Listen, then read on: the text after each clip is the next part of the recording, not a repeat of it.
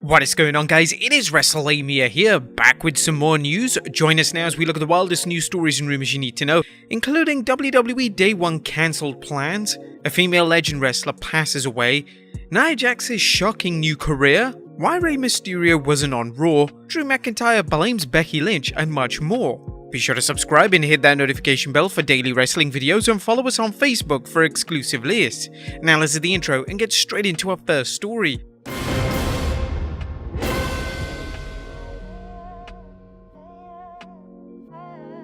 Now first story looks at WWE Day 1 cancelled plans. Topping the news today is a report from WrestleVotes that suggests the WWE is taking a same old approach when it comes to its presentation of the company's new pay-per-view. WrestleVotes tweeted, "In coordination with the Day 1 theme, multiple presentation ideas were discussed regarding the look and feel of tomorrow's pay-per-view. Everything from different rope colors, mat colors, camera angles, etc. And from what I'm told, all were declined. Sheesh. With any luck, the WWE Universe will at least get some fresh booking when it comes to matches. There are different reports on whether Roman Reigns will retain the Universal Championship, and while there's still a strong talk of Reigns somehow retaining, some fans think Lesnar will append Reigns, setting things up for their rumored WrestleMania 38 rematch. While common sense would dictate that the WWE up their suspense for this year's showcase of the Immortals, there has been talk of the WWE keeping the belt on Reigns even after Mania, a move which would certainly damage Reigns' standing if he were to lose 3 straight matches to Reigns. One of the options WWE may go with is to book a wonky finish to the match that sees the title held up until Mania. This could be something such as a double pin or a shenanigans-filled finish that leads to a winner-takes-all match at the WWE Show of Shows. A fan shouldn't rule out anything, as the WWE seems committed to an epic final battle between Reigns and Lesnar in Texas. Next up, some sad news to report as a female legend wrestler passes away. Now we're sad to report the passing of wrestler Patty Ann Banianata, one of the original competitors in the Women of Wrestling, aka WOW promotion. WOW featured an all-female roster during its initial run in 2000 to 2001, eventually returning after being on hiatus. WOW released the following statement via Instagram. "On behalf of our entire WOW Superheroes team, we sent our deepest heartfelt sympathy to the family, friends, and fans of Patty Ann Banianata, better known to our WOW family as Boom Boom. We are sad to learn of her passing. Patty was an original WOW superhero that possessed the pizzazz personality that made her a natural fan favorite." Post-Wrestling's Andrew Thompson provided some background on Boom Boom's career in WOW, noting Patty Ann's finisher was the Boom Boom Squash. She headlined the 10th episode of Women of Wrestling, which was taped on November 4th in 2000. I would like to send our heartfelt condolences to Boom Boom's friends and family. Next up, Nia Jax's shocking new career. Now it looks like Savalina Fanin, aka former WWE superstar Nia Jax, wasn't kidding when she said she was finished with wrestling. During an Instagram chat with her fans, she answered her fans' question about what's her future. She mentioned starting a business, growing some cool things on my farm. So Nia Jax has actually become a farmer. Jax also filled the details in on some other matters, referring to Total Divas as 98% scripted, and, well, no surprise there, and sharing what happened backstage after a hilarious My Whole segment on Raw. She walked back into Gorilla and everyone was hysterically laughing. Getting back to Nia's agricultural endeavors, there's no word on what the former Raw Women's Champion and 2-time Women's Tag Team Champion intends to grow, but wouldn't it be kind of ironic if she grew potatoes? What do you think of her new career? Let us know in the comments down below. Next up, Drew McIntyre blames Becky Lynch. Now, Drew McIntyre is blaming Becky Lynch, but for what? Well, it turns out the former 2-time WWE Champion wasn't happy with Becky Lynch's squash win over Bianca Belair at SummerSlam. The Scottish Warrior recently chatted with CBS Sports. "I didn't expect Becky to return. The match prior gave the crowd that reaction, that moment. Then when they expected the lengthy match with Becky and Bianca, it took the wind out of the sails by having the match be 20-something seconds. To walk out after that, the crowd was a bit deflated. It wasn't quite what I hoped the reaction was." And McIntyre wasn't alone, as fans were astonished that the WWE would waste Lynch's long-awaited return with an anticlimactic match. Some fans even blamed Lynch's lopsided win for Bianca's failure to get back into the main event. Drew spoke about his win over Jinder Mahal at wrestling's biggest party of the summer. Perhaps it wasn't what I was hoping for match-wise, but it gave Drew McIntyre the big win on a big stage, a very dominant win.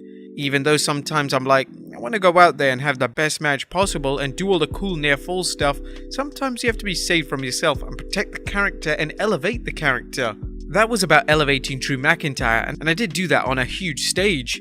But while Drew McIntyre has been out of the world title picture, his live event matches alongside the New Day against the Bloodline have some fans and pundits confident he'll be soon challenging Roman Reigns for the Universal Championship. Indeed, Drew is reportedly booked for several Universal Championship matches at live events.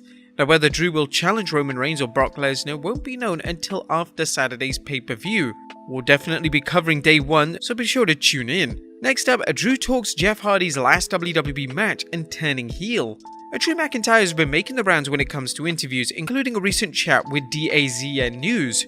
McIntyre was asked about what happened when he worked alongside Jeff Hardy during the Charismatic Enigma's last match before his WWE release, as well as how he intends to turn heel.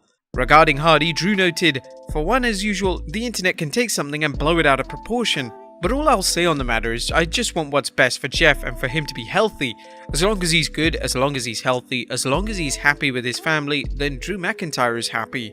And while McIntyre was subdued with his comments about Hardy, he had lots to say about how he'll be doing things if and when he turns heel, pointing to Jake Paul as the epitome of a heel.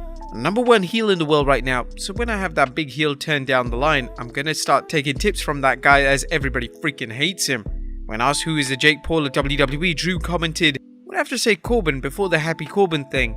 Now the character is a little different, but it still gets a similar reaction. But there was a point where Corbin had zero redeeming qualities. No matter what he did, wherever we went, people were like, God, I just can't stand this guy. It was awesome because that's a true genuine bad guy through and through, and that's what we really needed for what we were missing. I think it's just that genuine bad guy with no redeeming qualities. Nobody's saying, wow, he's a really good bad guy." Do you guys agree on Drew's opinion on what makes a great heel? Let us know in the comments down below. Next up, the reason why Rey Mysterio wasn't on Raw. The 27th December edition of Raw featured a number of absences, leading to several scheduled matches going up in smoke. However, that wasn't the only absences, as the 13th December episode of Raw's scheduled bout between Mysterios and the Street Profits was postponed, leading to speculation on what happened. And now Dave Meltzer has the scoop, reporting in this week's Observer that Rey Mysterio was banged up from matches a few weeks back and had to take a week off, but obviously returned the next week. When WWE announced Street Profits vs Mysterio's match on the 12th-13th was off, and said it was due to injuries on both sides, it was Rey being hurt and Ford being out of action for health-related reasons.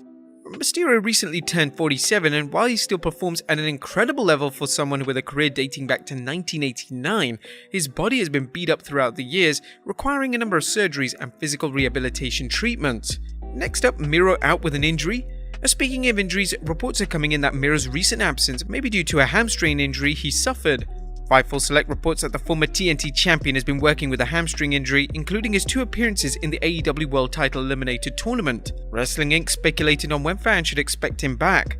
There's no word on a time frame for Miro's return to the ring, but the new Miro vs. God promo aired during AEW Rampage last week. This could be a sign that he's planning to return to action soon. And finally, WWE confiscates a fan sign. And last but not least, you never know what wrestling fans will do on live television, as seen by a recent sign that made it onto a recent Raw episode. Meltzer described the silly sign in this week's Wrestling Observer newsletter. There was a sign in the audience on the Raw 27th December that read, "Nick equals Con and Tony equals Khan." Even though Vince wasn't at the show, he has a direct connection to the truck feed of the show and saw the sign, and it was described that he had quite a reaction and people were ordered to get that sign out of there, and they did so in seconds. Fans at home can count on seeing similar signs whenever wrestling is televised live, as long as there are clever fans in attendance, because as we all know, fans are gonna fan.